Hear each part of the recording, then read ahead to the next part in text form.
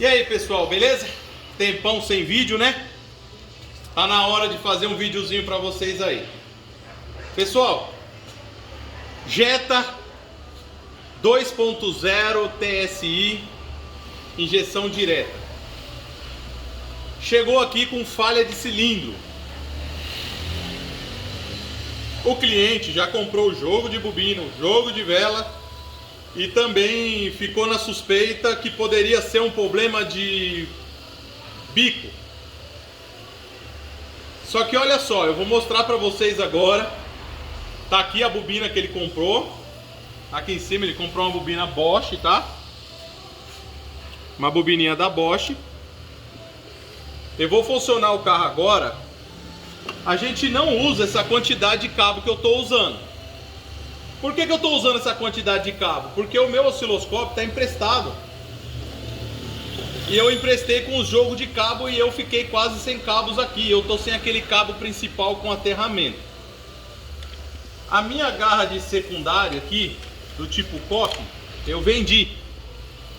Então eu estou aqui, ó, sensorzinho de rotação,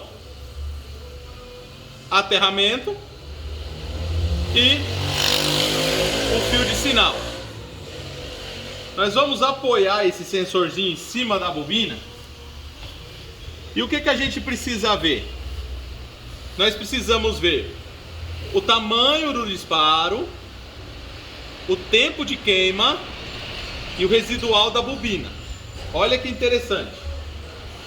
Larissa, você funciona aí? Funcionei o carro, vou apoiar aqui no quarto cilindro, ó.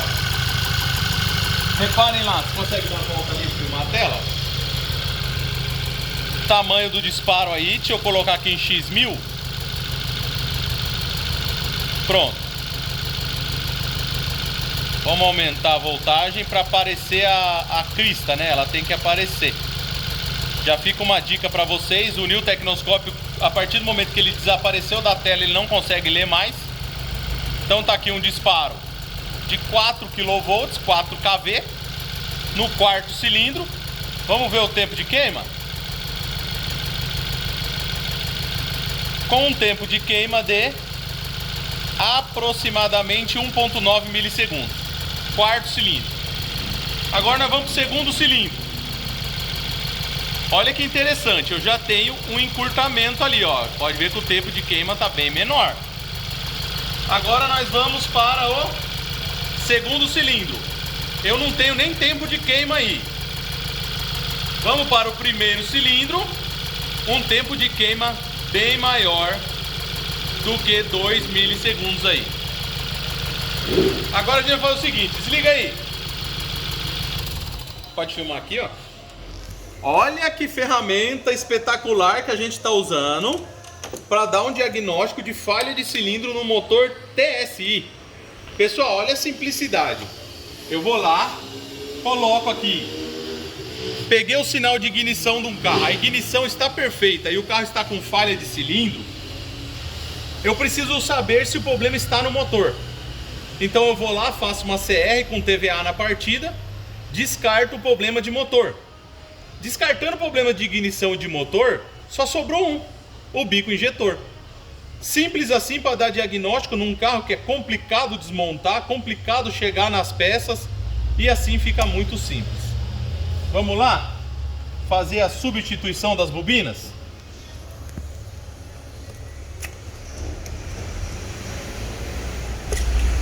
Quando vocês encontrarem duas bobinas com defeito, troca o jogo, pessoal. Troca o jogo porque vai dar ruim. Vamos lá. Bobininha Bosch.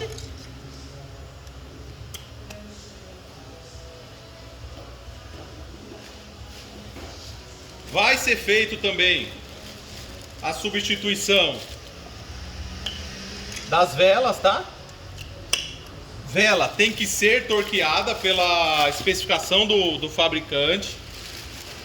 Eu não tenho certeza, mas se eu não me engano é 25 newtons. Preciso cotar aqui, ver aqui direitinho na tabela, porque eu não sou um robô para ficar gravando essas coisas na cabeça, né? Por isso que é bom uma literatura técnica.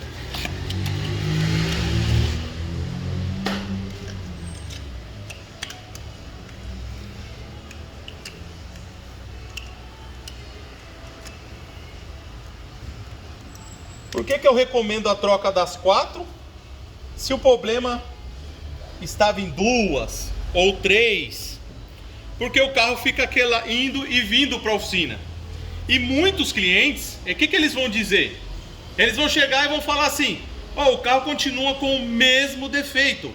E isso vai dar uma pulguinha atrás da orelha, como se o defeito não tivesse sido a bobina que você trocou.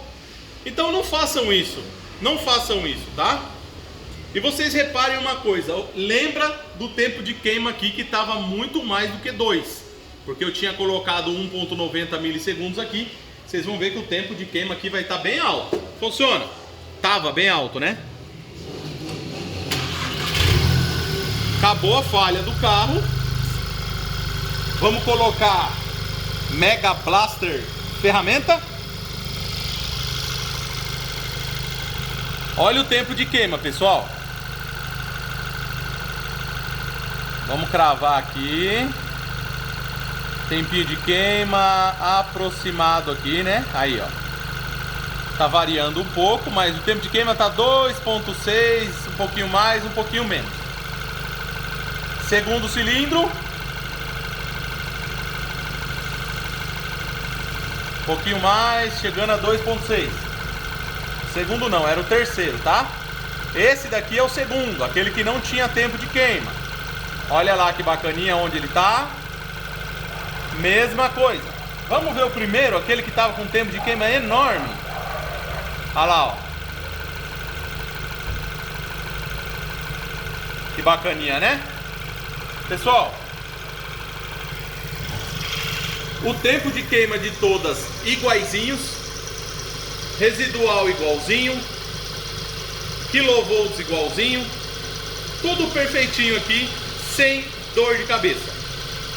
Deste mal, o carro vai rodar uma bela quilometragem até voltar numa oficina para poder fazer um serviço de ignição. Bem sabemos que a bobina desse carro é uma merda, né? Mas colocando aí 4 Bosch aí originalzinha, vamos substituir também as velas que o cliente já comprou. O funcionamento do carro já está perfeito. E essa é a dica de hoje. Com uma ferramenta simples, chegar num diagnóstico tão complicado desse jeito, sem a gente sair aí condenando algo que não é, com dúvidas. O que a gente precisa fazer? Eu estou percebendo que as pessoas, elas não eliminam um teste e parte para outro, e parte para outro, e parte para outro. E é isso que nós devemos fazer. Um exemplo: esse carro chegou aqui falhando cilindro. Eu fui diretamente para o teste de ignição. Eu teria que fazer o quê? Ter certeza que eu não tenho defeito de ignição nesse carro. Certeza absoluta. A partir do momento que eu tenho certeza absoluta que eu não tenho problema de ignição, eu vou partir para outros testes. Aí eu vou partir para o teste de motor. Eliminei motor do diagnóstico, só sobrou o bico injetor. Eliminei o bico injetor, aí já pode ser um problema de injeção, e bomba e assim por diante. Mas eu tenho que ir eliminando-os por certeza. Não adianta eu pegar e solto uma imagem lá e vejo ignição, e vejo motor, e vejo tudo junto, tudo misturado. Não! Não adianta. Por isso que eu acho que não adianta um osciloscópio com inúmeros canais. Nós temos que avaliar uma parte, um teste, eliminar. Avalia o outro, elimina. Avalia o outro, elimina. Eu vejo gente aí com 8 canal e faz uma bagunça de imagem na tela para poder chegar na conclusão de um diagnóstico, sendo que a gente pode fazer o quê? Afunilar o defeito. Afunilar para poder chegar na conclusão do defeito daquele determinado carro. Tá bom? Então, não precisa ter medo, né? Não precisa ter medo de pegar um carro desse daqui. Apesar de que nós temos um histórico de sofrimento muito grande com um carro desse daqui. Mas eu queria fazer uma coisa que eu tô para fazer já há um bom tempo e não fiz. Fazer o que a gente planta, a gente colhe. Se eu plantei laranja, não vai nascer limão, vai nascer laranja. Então, vamos plantar o bem aí, né? Pessoal, o carro deu problema aqui na minha oficina. Na substituição do filtro, 2 anéis O-ring estavam ressecados aqui dentro. Tem um separador, né? E os O-ring estavam ressecados e o óleo passava por ali.